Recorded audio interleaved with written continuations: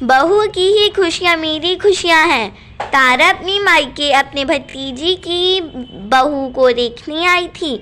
जब भतीजे विवेक की शादी हुई थी तो तारा किसी कारण बस ना आ पाई थी। जब तारा को वक्त मिला तो सोचा तब नहीं तो अब सही। उम्र चाहे कोई भी हो, मायके जाने का मोह कभी खत्म नहीं होता।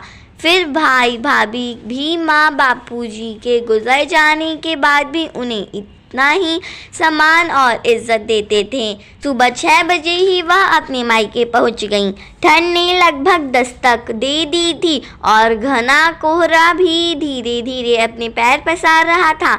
भतीजा विवेक उसे लेने स्टेशन भी आया था। भाई भाभी ने खुले दिल से तारा का स्वागत किया। माँ की आंखों का इशारा पाकर भतीजा विवेक रसोई में चाय बनाने चला गया। चाय बनाकर विवेक ने सबको दिया तो माँ ने कहा, बेटा जा रिया को उसके कमरे में ही चाय दे दे।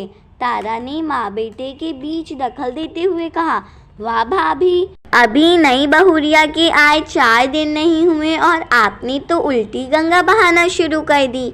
माँ कंचन ने कहा, दीदी इसमें उल्टी गंगा बहाने जैसी क्या बात है। आपने ही तो विवेक को सुबह सुबह सबके लिए चाय बनाने की आदत सिखाई थी।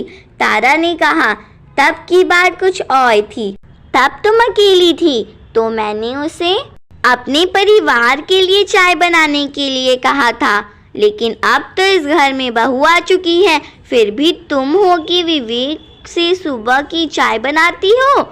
कंचन ने कहा, दीदी क्या बहू परिवार का हिस्सा नहीं होती। जब विवेक परिवार के हर सदस्य के लिए चाय बना सकता है तो अपनी पत्नी के लिए क्यों नहीं। दीदी हम तो 4 दिन के मेहमान हैं, पूरी उम्र तो विवेक और रिया को ही एक दूसरे के साथ गुजारनी है।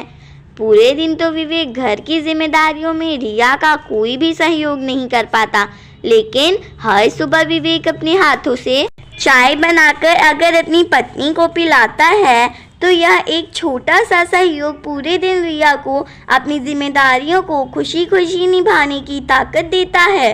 तारा ने कहा, भाभी हम अपने घर की बच्चों की खुशियाँ के लिए जाने कहाँ कहाँ मन्नतें मांगते फिरते हैं, पर हम भूल जाते हैं अपनी बहुओं का सहयोग करना।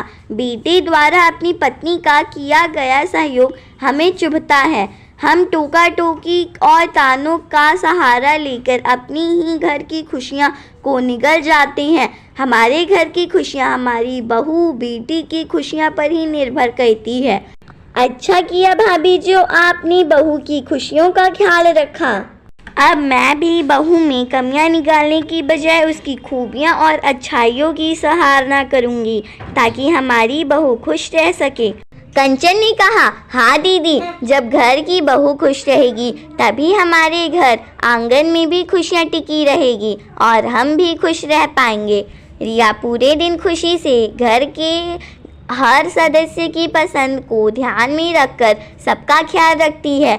उसके किए गए कामों के बदले में जब कंचन या तारा थोड़ी भी तारीफ के बोल देती तो वह अपनी थकान को भी भूल जाती है। तारा जितने भी दिन अपनी मायके में रही सुबह की चाय विवेक के हाथों ही पीती। अगर रिया बनाने भी जाती तो वह मना कर उसे अपने पास बिठा लेती।